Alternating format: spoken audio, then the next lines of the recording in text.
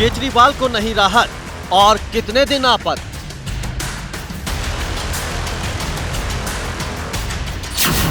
Supreme court में आज सुनवाई पूरी, जमानत में कितनी दूरी।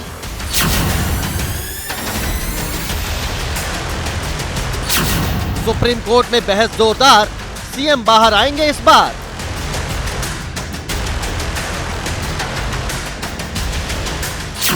केजरीवाल को बेल नहीं, कब आएगी वो घड़ी। नमस्कार, स्वागत है आपका एबीपी न्यूज पर। मैं हूं आपके साथ शिरीन। शाम के 4 बज रहे हैं, वक्त मातृभूमि का हो गया है और बुलेटिन में बड़ी खबर की डिटेल्स पड़ताल करेंगे। इस बुलेटिन में देखिए, सवाल ये कि आखिर केजरीवाल को बेल नहीं, कब आएगी वो घड़ी। आम आदमी पार्टी लगातार इसका इंतजार कर रही है। कब तक दिल्ली बिना मुख्यमंत्री के ही चलती रहेगी? सवाल यहां पर यह भी, केजरीवाल तिहाड़ से बाहर आकर दिल्ली की बागडोर आखिर कब संभालेंगे? वो क्या वजह है कि केजरीवाल को बेल नहीं मिल पा रही है? और कब चुनाव प्रचार में उतरकर केजरीवाल आम आदमी पार्टी के लिए जोर लगाते हुए दिखाई देंगे? ये तमाम वो सवाल हैं और ये इसीलिए उठ रहे हैं क्योंकि दिल्ली के चुने हुए सीएम जेल में हैं और लोकतंत्र के महापर्व का तीसरा चरण जारी है। 11 राज्यों की 93 सीटों पर वोटिंग हो रही है। आज एक बार फिर केजरीवाल की उम्मीद धराशायी हो गई। दरअसल निचली अदालत से लेकर देश की सर्वोच्च अदालत तक केजरीवाल को आज झटके की डबल डोज मिली है। इसका क्या असर होगा? वो कौन सी मुबारक घड़ी होगी जब केजरीवाल बाहर होंगे? तमाम पहलुओं को हम समझेंगे, जिसके लिए मेरे साथ मेरे 2 सहयोगी भी जुड़ गए हैं जो हमें हर एक जानकारी देंगे इस बड़ी खबर से जुड़ी हुई। निपुण सहगल, कोर्ट के बारे में हर जानकारी, सुनवाई में क्या कुछ हुआ, आगे क्या हो सकता है। साथ ही दिल्ली से हमारे साथ दीपक रावत भी जुड़ रहे हैं, वो उनसे भी हम जानेंगे कि अब आम आदमी पार्टी आगे इस मामले में क्या करेगी। दोनों आप मेरे साथ रहिए, लेकिन पहले बड़ी खबर क्या है? बड़ी खबर है अरविंद केजरीवाल को आज अंतरिम जमानत नहीं मिल पाई। सुप्रीम कोर्ट में सुनवाई के बाद फैसला नहीं आ सका। 9 मई या फिर इसके अगले हफ्ते जमानत पर फैसला संभव है। केजरीवाल ने अपनी गिरफ्तारी को चुनौती दी है। इस वक्त की ये बड़ी खबर, अरविंद केजरीवाल जो उम्मीद राहत की कर रहे थे, झटका लगा है उन्हें। अंतरिम जमानत नहीं मिल पाई। अब इस पूरे मामले को लेकर सुनवाई जो है वो 9 मई या फिर अगले हफ्ते संभव है।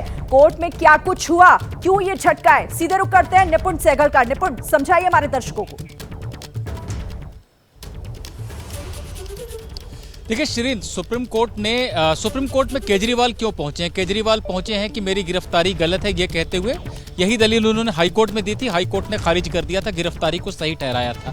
वो बहस चूंकि अभी चल रही है, ऐसे में सुप्रीम कोर्ट ने केजरीवाल की याचिका का एक अन्य जो बिंदु है कि चुनाव है, चुनाव प्रचार के लिए बाहर आने दीजिए, उस पर विचार किया और अंतरिम जमानत के पहलू पर बहस की। लेकिन इस बहस के दौरान केंद्र सरकार की तरफ से और ईडी की तरफ से सॉलिसिटर जनरल तुषार मेहता ने बहुत प्रबल विरोध किया इसका, ये कहते हुए कि चुनाव प्रचार के लिए किसी नेता को बाहर आना है, ये कोई अंतरिम रिहाई का आधार नहीं हो सकता है। इस तरह से तो आप नागरिकों का एक अलग वर्ग खड़ा कर देंगे कि कोई नेता है वो कहे कि मुझे चुनाव प्रचार करना है, फिर तो किसान को फसल बोनी है, व्यापारी को व्यापार करना है, तमाम लोग हैं, एक किराना दुकानदार है उसको अपनी दुकान चलानी है, तो क्या सबको इस तरह से जमानत मिलेगी? तो नेता को अलग से ट्रीटमेंट क्यों मिले? सुप्रीम कोर्ट ने यही कहा कि ठीक है, हम इस पर विचार करेंगे। जो सारी बातें जो हमारे सामने रखी गई हैं, शुरू में कोर्ट ने जरूर ये रुझान दिखाया था, झुकाव दिखाया था कि चुनाव प्रचार है, लोकतंत्र है तो रिहाई करनी चाहिए। लेकिन इस विरोध के बाद जजों ने कहा कि हम विचार करेंगे और इस पर अपने निर्णय से अवगत कराएंगे। ऐसे में हो सकता है कि जज अंतरिम जमानत देने का फैसला जो शुरू में जिस तरफ उनका झुकाव दिख रहा था वैसा करें, लेकिन कुछ ना कुछ उसके फिर पैरामीटर्स, दायरे तय करेंगे, क्योंकि कोर्ट ने यह भी साफ तौर पर कहा कि अगर हम चुनाव के नाम पर अंतरिम जमानत देते भी हैं तब भी आप मुख्यमंत्री के रूप में जाके फाइल पे दस्तखत मत कीजिएगा। ठीक है निपुण, आप रहिएगा, आगे इसे और विस्तार से समझेंगे। कुछ और पहलुओं पर आपसे मैं बात करूंगी, लेकिन एक और बड़ी खबर, ईडी ने सुप्रीम कोर्ट में दलील दी है। हमारी शुरुआती जांच के केंद्र में केजरीवाल नहीं थे, जांच के दौरान उनका नाम सामने आया। केजरीवाल के 100 करोड़ मांगने के सबूत हैं हमारे पास। तो देखिए, ये बड़ा अपडेट है क्योंकि दलील सुप्रीम कोर्ट में जो ईडी की तरफ से दी गई है महत्वपूर्ण है इस केस से जुड़ी हुई, क्योंकि ईडी ने कहा कि हमारी शुरुआती जांच के केंद्र में उस वक्त अरविंद केजरीवाल नहीं थे, लेकिन जैसे जैसे जांच आगे बढ़ी, कई पहलू सामने आए, उसके बाद अरविंद केजरीवाल का जिक्र हुआ और वो इसमें शामिल हुए। तो ऐसे में अब देखिए, कई तरह के सवाल यहां पर खड़े हो रहे हैं। सवाल यह भी कि अरविंद केजरीवाल को क्या जमानत मिलेगी? ये बड़ा सवाल है और इस बड़ी स्क्रीन पर आपको बताते हैं कि इस पूरे मामले पर केजरीवाल की जमानत से जुड़ी हुई क्या कुछ इसमें बातें सामने आई। जस्टिस खन्ना, चुनाव का समय, दिल्ली के सीएम जेल में है। सॉलिसिटर जनरल की तरफ से कहा गया कि यह गलत उदाहरण होगा, एक नेता को अलग से आखिर रियायत क्यों।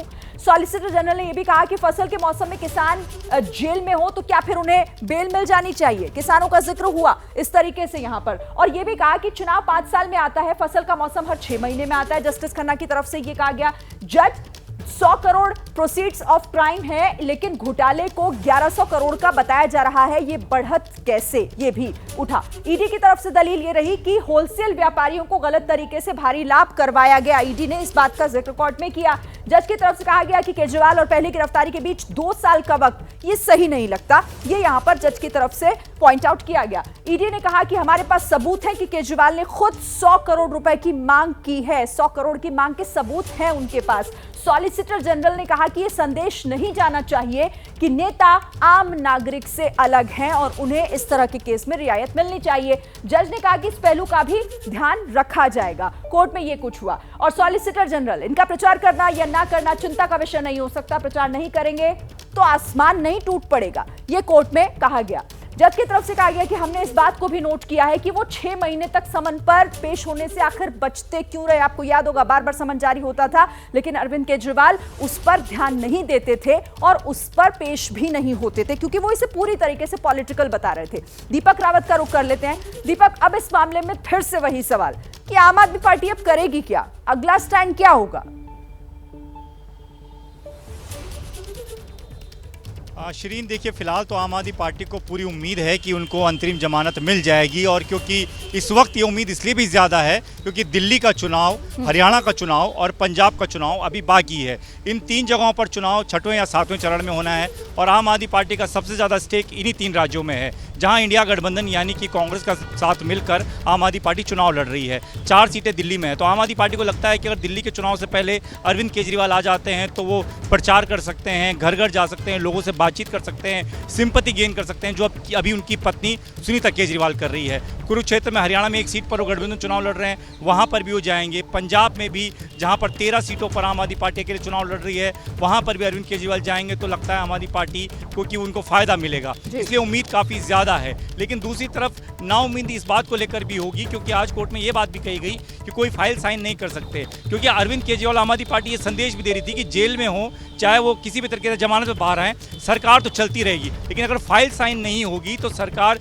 कैसे चला पाएंगे, कैसे कामकाज होगा। क्योंकि एलजी तो साफ तौर पर कह देते हैं कि जब तक मुख्यमंत्री से मुझे फाइल नहीं आएगी मैं फाइल आगे नहीं बढ़ाऊंगा। हालांकि आज कोर्ट में भी ये कहा गया सिंघवी की तरफ से कि एलजी को भी निर्देश दिए जाएं कि वो इस बात को लेकर फाइलें न अटकाएं।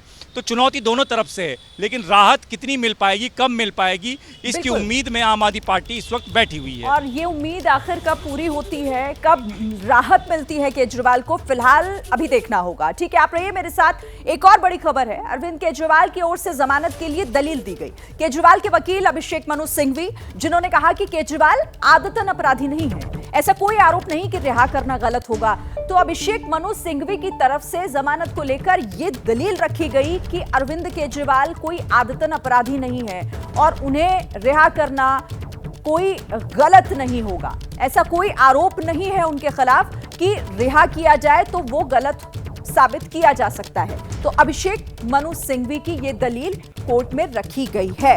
अरविंद केजरीवाल को जमानत मिले, इसकी कोशिश लगातार कोर्ट में की जा रही है, लेकिन इन दलीलों को कितना बल मिलेगा, कोर्ट इसे कैसे देखता है, ये फिलहाल देखना होगा। लेकिन केजरीवाल की तरफ से दलील क्या दी गई है, आपको इस बड़ी स्क्रीन के जरिए विस्तार से समझाने की कोशिश करते हैं कि क्या कहा गया।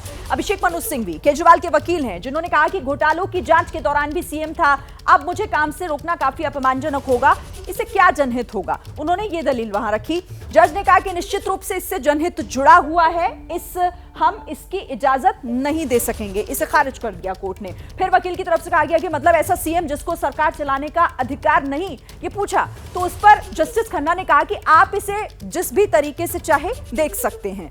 फिर यहां पर जस्टिस खन्ना ने यह भी कहा कि आप ध्यान रखें कि अगर चुनाव नहीं होता तो हम अंतरिम जमानत पर विचार भी नहीं करते।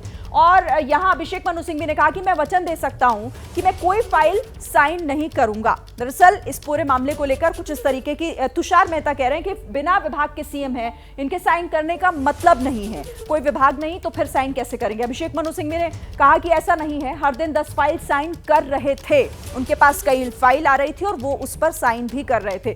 तो ये पूरी दलीलें रखी गई कोर्ट के भीतर। अब ये किस दिशा में जाता हुआ केस दिखाई दे रहा है और जमानत को लेकर क्या पॉसिबिलिटीज बन रही हैं या फिर क्या कुछ हो सकता है, निपुण का एक बार फिर से रुख कर लेते हैं। निपुण, आप इस पूरे मामले को शुरुआत से देख रहे हैं, हमारे दर्शकों को समझाइए कि इस मामले में जिस तरीके की दलीलें आज रखी गई वो फेवर में है या मुश्किलें आगे बढ़ाएगी अरविंद केजरीवाल की? देखिए, गिरफ्तारी के खिलाफ वो यहाँ पर आए हैं और उसकी बहस लंबी चल रही है, अभी और दस्तावेज देखे जाने हैं, वो बहस खत्म नहीं हो पाई है। उसी याचिका में केजरीवाल ने ये बात भी लिखी थी कि चुनाव है और चुनाव प्रचार के लिए मैं पार्टी के अपने मुखिया हूं तो मुझे प्रचार करना है। कोर्ट ने कहा ठीक है, हम इस पहलू को सुन लेते हैं क्योंकि विस्तृत सुनवाई अभी जारी है। तो बहस हुई। बहस के दौरान शुरू में तो कोर्ट का मंतव्य यही लग रहा था, मंशा यही लग रही थी कि लोकतंत्र के लिहाज से एक नेता को जो अपनी पार्टी को संभाल रहा है, उसका कर्ता धर्ता है, उसको बाहर आना चाहिए। लेकिन बाद में जब सॉलिसिटर जनरल तुषार मेहता ने बहुत प्रबल विरोध किया तो जज भी कुछ हद तक उससे सहमत नजर आने लगे कि क्या नेताओं का कोई अलग वर्ग होता है। एक आम नागरिक तो ऐसी दलील नहीं दे सकता है कि मेरा व्यापार है, मेरी खेती है, मैं कुछ और कम, मैं मजदूर हूं, इसी समय मजदूरी ज्यादा मिलेगी, मुझे ज्यादा काम मिलेगा। तो एक नेता के लिए अलग से आप क्यों ऐसा करेंगे।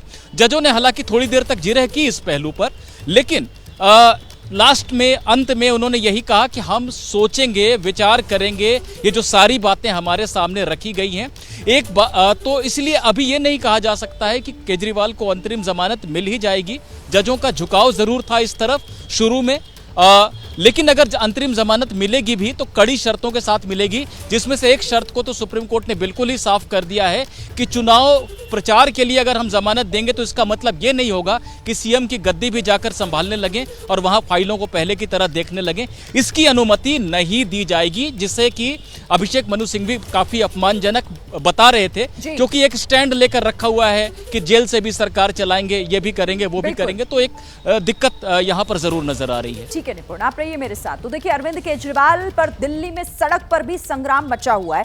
बड़ी जानकारी से जुड़ी यह है कि दिल्ली में बीजेपी ने आईटीओ पर प्रदर्शन किया। बीजेपी के कार्यकर्ताओं की पुलिस से इस दौरान धक्का मुक्की तक हो गई। एलजी के आरोप को लेकर बीजेपी का यह प्रदर्शन, वीरेंद्र सचदेवा जिन्होंने कहा कि यह देशद्रोह का मामला है, केजरीवाल को इसमें कड़ी सजा मिलनी चाहिए। सिख फॉर जस्टिस से चंदा लेने का आरोप, एनआईए जांच की एलजी ने सिफारिश की थी और उससे जुड़ी हुई तस्वीरें भी आपके सामने हैं कि किस तरीके से, देखिए, आज संघर्ष की स्थिति देखने को मिली, क्योंकि बीजेपी के जो कार्यकर्ता हैं वो इस पूरे मामले को लेकर सड़कों पर उतर आए और उसके बाद कैसे पुलिस के लिए भी यहां पर चुनौती थी उन्हें रोकना।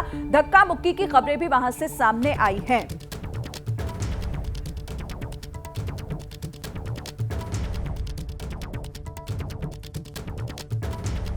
प्रतिबंधित संगठन, आतंकी संगठन, अगर उनसे पैसा लिया जा रहा है तो ये बहुत बड़ा आरोप है। इसलिए इस जांच का मैं स्वागत करता हूं और मांग करता हूं कि जांच समय अवधि के अंदर हो। अरविंद केजरीवाल हो या कोई भी हो, जो जो इसमें दोषी है उनके खिलाफ देशद्रोह का मामला बनना चाहिए। तो सुना आपने किस तरीके से वीरेंद्र सचदेवा इस पूरे मामले को लेकर लगातार आम आदमी पार्टी की जो मुश्किल है वो बढ़ती हुई दिखाई दे रही है। दीपक का इसमें रुख करते हैं। दीपक, एक तो कोर्ट से भी राहत नहीं, दूसरी तरफ बीजेपी ने भी पूरा मोर्चा खोला हुआ है आम आदमी पार्टी की मुश्किलें बढ़ाते हुए। बिल्कुल शिरीन, और ये जो मुद्दा बीजेपी को नया मिला है ये छोटा मोटा मुद्दा नहीं है। इसको एलजी ने एक बड़े मुद्दे के तौर पर गृह मंत्रालय के सामने रखा और सीधे तौर पर एनआईए की जांच की सिफारिश की है। सीधे तौर पर यह कहा है कि एक प्रतिबंधित सिख आतंकी संगठन है जिसको लेकर फंड देने की बात कही जा रही है कि अरविंद केजरीवाल को फंड दिया गया है और इस फंड को कहीं ना कहीं उन्होंने इस्तेमाल किया है। ऐसे में देशद्रोह का मुकदमा होना चाहिए, एनआईए की जाँच होनी चाहिए। हालांकि आम आदमी पार्टी ये कह रही है कि पहली बार नहीं है जब इसको एक मुद्दा बनाया गया है। जब पंजाब में चुनाव थे, वहाँ पर आम आदमी पार्टी जब चुनाव लड़ रही थी 2022 में, तब जब वहाँ पर मौजूदा मुख्यमंत्री थे कांग्रेस के चरणजीत सिंह चन्नी, उन्होंने भी गृह मंत्री के सामने मुलाकात की थी, उनसे ये बात कही थी कि इस पूरे मामले में जांच होनी चाहिए, तब भी इसमें कुछ नहीं निकला। तो आम आदमी पार्टी कह रही है कि जब भी चुनाव नजर आते हैं या नज़दीक होते हैं वहाँ पर इस तरीके के मुद्दे बनाए जाते हैं ताकि अरविंद केजरीवाल उनकी पार्टी को बदनाम किया जाए। लेकिन इस मुद्दे में कहीं ना कहीं आम आदमी पार्टी अरविंद केजरीवाल की मुश्किलें ज़रूर बढ़ सकती है, क्योंकि एनआईए जैसी जाँच की सिफारिश की है एलजी ने इस पूरे मामले में। और इसी बीच दिल्ली सरकार के मंत्री का बीजेपी पर पलटवार भी सामने आया। चुनाव में बीजेपी गलत आरोप लगा रही है। सौरभ भारद्वाज जो कह रहे हैं कि बीजेपी गलत आरोप लगा रही है इस तरह के, जनता ने बीजेपी को नकार दिया है। दिल्ली में बढ़ रहा है क्राइम का ग्राफ। उन्होंने इस बात का जिक्र किया कि एनसीआरबी की रिपोर्ट का हवाला देते हुए दिल्ली में बढ़ते हुए क्राइम का जिक्र सौरभ भारद्वाज ने किया और कहा कि महिलाओं के प्रति अपराध दिल्ली में सबसे ज्यादा हो रहे हैं। दिल्ली की जो सुरक्षा व्यवस्था है वो लगभग चौपट हो गई है। एनसीआरबी का डेटा अगर हम देखें, 1 लाख की आबादी पे दिल्ली में 1832 क्राइम्स हो रहे हैं, जो देश की एवरेज से 7 गुना ज्यादा है दिल्ली की एवरेज। ये सीधे सीधे उपराज्यपाल विनय कुमार सक्सेना की इनएफिशिएंसी। तो आरोप और प्रत्यारोप का दौर लगातार जारी है। दिल्ली के मुख्यमंत्री अरविंद केजरीवाल को आज झटके पर झटका लगा है। राउस एवेन्यू कोर्ट से झटका लगा। मनी लॉन्ड्रिंग के मामले में उन्हें कोई राहत नहीं मिली। न्यायिक हिरासत 20 मई तक बढ़ा दी गई। वीडियो कॉन्फ्रेंसिंग के जरिए अरविंद केजरीवाल पेश हुए थे, लेकिन उन्हें कोई राहत नहीं मिली इस मामले में। मनी लॉन्ड्रिंग से जुड़ा हुआ यह मामला, न्यायिक हिरासत 20 मई तक बढ़ा दी गई है अरविंद केजरीवाल की।